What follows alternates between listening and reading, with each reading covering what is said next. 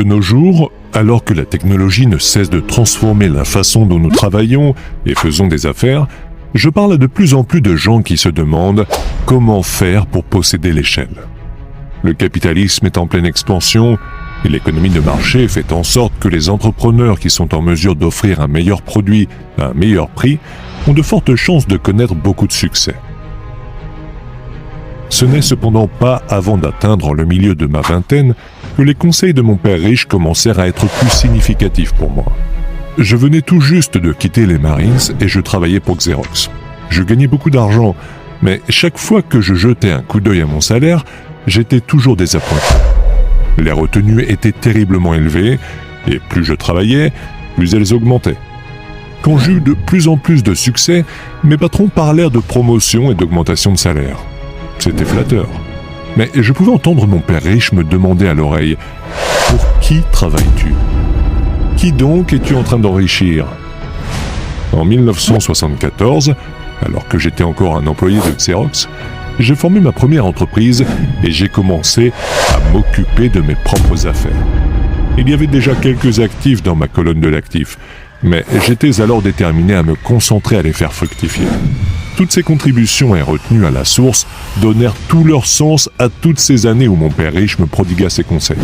Je pouvais très bien entrevoir l'avenir si je suivais les conseils de mon père instruit. Plusieurs employeurs croient que le fait de conseiller à leurs travailleurs de s'occuper de leurs propres affaires est néfaste pour leurs entreprises. Mais en ce qui me concerne, le fait de me concentrer sur mes propres affaires tout en développant des actifs fit de moi un meilleur employé parce que j'avais maintenant un but. J'arrivais de bonne heure à mon lieu de travail et j'œuvrais avec application, amassant autant d'argent que possible afin de pouvoir investir dans l'immobilier. Hawaï était sur le point de connaître un grand essor et il y avait des fortunes à y faire. Plus je pris conscience que nous étions aux premières étapes d'une forte expansion, plus je vendis d'appareils Xerox. Plus j'en vendis, plus je fis d'argent et bien sûr, plus il y avait de retenue sur ma paye. Cela m'inspirait. J'avais tellement besoin de me sortir de ce piège où je me morfondais à titre d'employé que je travaillais encore plus dur. En 1978, j'étais régulièrement l'un des 5 meilleurs vendeurs de l'entreprise. J'avais terriblement envie de sortir de la foire d'empoigne. En moins de 3 ans, je faisais davantage d'argent avec ma propre petite entreprise, laquelle était une société de portefeuille d'actifs immobiliers, que j'en gagnais chez Xerox. Et l'argent que j'accumulais dans ma colonne de l'actif, dans ma propre entreprise, était de l'argent qui travaillait pour moi. Et je n'avais plus à cogner aux portes pour vendre des photocopieuses. Les conseils de mon père riche revêtirent encore plus de sens. Bientôt, la marge brute d'autofinancement de mes biens immobiliers fut tellement élevée que mon entreprise me paya ma première Porsche. Mes collègues vendeurs chez Xerox pensèrent que j'étais en train de dépenser mes commissions. Ce n'était pas le cas. J'étais en train d'investir mes commissions dans mes actifs. Mon argent travaillait ferme à en faire davantage. Chaque dollar dans ma colonne de l'actif était un formidable employé, s'échinant à multiplier le nombre d'employés et à acheter au patron une nouvelle Porsche avec des dollars avant impôt. Je me mis à travailler de plus en plus dur pour Xerox. Mon plan fonctionnait et ma Porsche en était la preuve. En utilisant les leçons que j'avais apprises de mon père riche, je fus capable de sortir du piège à rats proverbial de la foire d'empoigne à un âge relativement jeune. Cela devint possible grâce aux solides connaissances financières que j'avais acquises à travers les leçons de père riche. Sans ces connaissances sur le plan financier, que j'appelle l'intelligence financière ou le QI, quotient intellectuel financier, ma route menant à l'indépendance financière aurait été beaucoup plus difficile. J'enseigne maintenant à d'autres personnes dans l'espoir de pouvoir partager mes connaissances avec elles. Je rappelle aux gens que le QI financier comporte des connaissances provenant de 4 vastes sphères d'expertise. 1. La comptabilité. C'est l'aptitude à lire et à interpréter les chiffres. C'est une compétence vitale si vous voulez construire un empire. Plus vous avez d'argent sous votre responsabilité, plus vous devez être précis. Sinon, votre échafaudage tombera en ruine. Ce processus procède de l'hémisphère gauche du cerveau. C'est le côté qui voit au détail. L'ABC du domaine financier est cette aptitude à lire, à comprendre des relevés financiers et vous permet d'identifier les forces et les faiblesses de n'importe quelle entreprise. 2. l'investissement. C'est la science de l'argent générant de l'argent. Cela suppose des stratégies et des formules et fait appel à l'hémisphère droit du cerveau, le côté créatif. 3. La compréhension des marchés. C'est la science de l'offre et de la demande. Vous devez connaître les aspects techniques du marché, lequel est souvent influencé par l'émotion.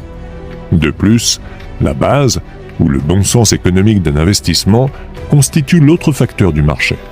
Un investissement a-t-il du bon sens ou non si on se base sur les conditions actuelles du marché?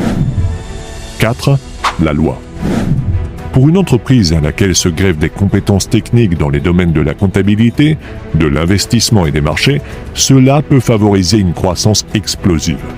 Une personne qui comprend très bien les avantages fiscaux et la protection que lui procure une entreprise peut devenir riche tellement plus rapidement que quelqu'un d'autre qui est un employé d'une petite entreprise ayant un seul propriétaire. C'est la même différence entre marché et voler. La différence est profonde quand il s'agit de richesse à long terme. Les avantages fiscaux. Une entreprise peut faire tellement de choses qu'un employé ne peut pas faire, comme de payer pour des dépenses avant même de payer les impôts. Voilà toute une sphère d'expertise très excitante. Des employés rapportent de l'argent et sont imposés, et ils essayent de vivre avec ce qu'il leur reste. Une entreprise rapporte de l'argent, dépense tout ce qu'elle peut, et elle est imposée sur tout ce qui reste. C'est l'une des plus importantes échappatoires fiscales légales que les riches emploient. Ce genre d'échappatoire est facile à organiser et n'est pas onéreux si vous possédez des investissements qui génèrent une bonne marge brute d'autofinancement. Par exemple, en possédant votre propre entreprise, les vacances pourraient être en fait des réunions du conseil d'administration à Hawaï. Les versements pour une auto, les assurances, les réparations représentent des dépenses d'entreprise. L'adhésion à un centre de remise en forme aussi. La plupart des repas dans un restaurant sont considérés en partie comme des dépenses d'entreprise. Mais faites-le légalement avec des dollars avant impôt. Une protection contre les actions judiciaires. Nous vivons dans une société conflictuelle. Tout le monde veut une part du gâteau. Les riches mettent à l'abri la plus grande partie de leur richesse en utilisant des moyens tels que les entreprises et les cartels pour protéger leurs actifs de leurs créanciers.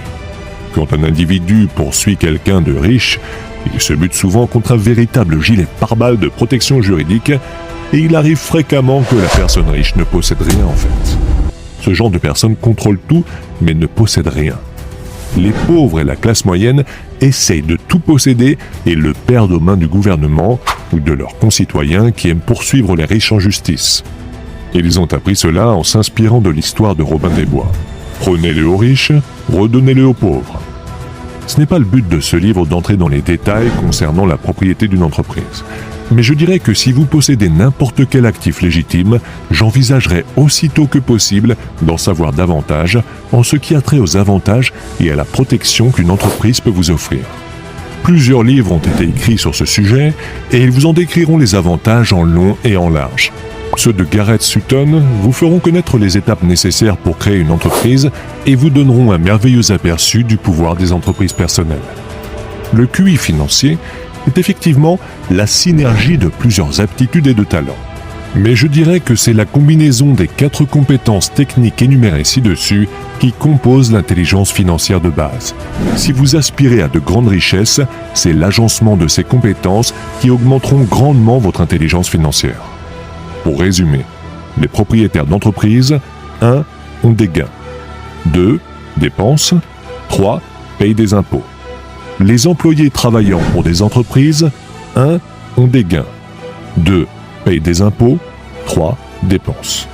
Comme partie intégrante de votre stratégie financière, je recommande que vous en appreniez davantage sur la protection que des entités légales peuvent fournir pour les entreprises et les actifs. Inscrivez-vous gratuitement à notre newsletter et obtenez des conseils et des e-books comme celui-ci gratuitement dès votre inscription, pour réussir votre vie. Ne manquez pas cette opportunité de vous épanouir pleinement et de réaliser vos rêves. Abonnez-vous gratuitement dès maintenant. Lien en bio.